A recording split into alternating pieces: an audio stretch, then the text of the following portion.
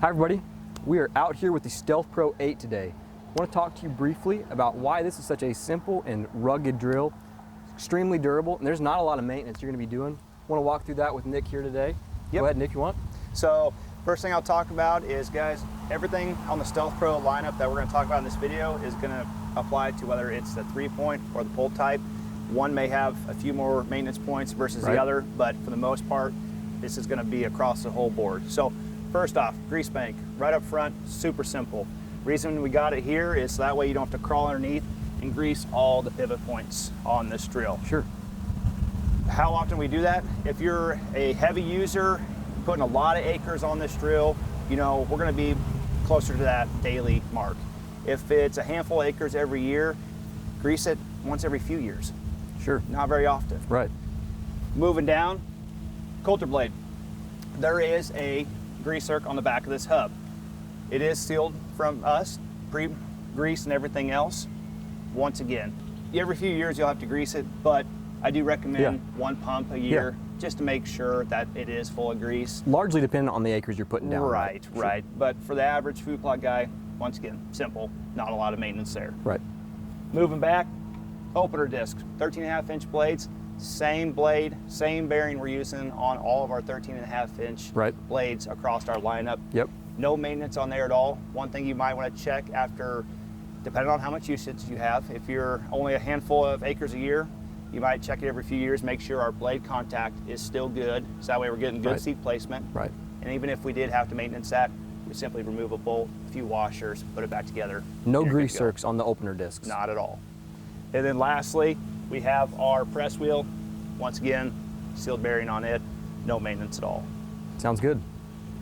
Seed tube, whether it's the beginning of the year or the end of the year, let's just make sure it's clear. Yeah, you know, absolutely. There could be, you know, a spider, something that crawls up in there, or even just some seed that got caught in from the previous season. We would make sure that's clear. That way that seed is running up and down that seed tube. Absolutely. If we were having a pull type drill, we would have gauge wheels on either side of this drill. There would be a grease zerk at the pivot point there. And then likewise, we would want to check our tire pressures on those as well. There's a decal on each one of those wheels that'll remind us what that pressure is. Check it once a year, make sure we get good ground contact. Sure, sounds good. A couple other ones on the front side of this drill is the chains. So whether it's a pull type or a 3-point, once a year, hit it with some dry lubricant. That way those chains are lubed up, you know, and free moving and everything else. 4-speed gearbox over on the side of the drill there, or it could be up here as well. Those are already pre-sealed from us. Filled full of lithium grease, everything else. We don't have to maintenance them, we don't have to open them. They're sealed and good to go. Sounds good. And then last one that we'd have to check on the pull types is the clutch. Gotcha. Something you're gonna need to grease daily? No.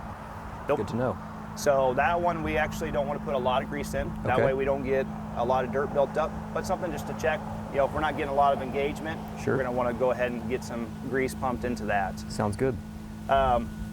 Feed cups, or seed cups, let's talk about those real quick. There is a decal here just to remind you, if for some reason your slide gate isn't working very well, we have to avoid putting any petroleum-based products on those just to help avoid those cups from swelling. If they do get sticky, we can loosen up some bolts and get that shaft to move. Sounds good. Really, very simple to work on this drill. If you're the food plot guy, you're only gonna grease it maybe once a season. Yeah, we talked through all the service points on this drill, but this is an extremely durable product, and it's not gonna be something you're gonna spend much of your time maintaining.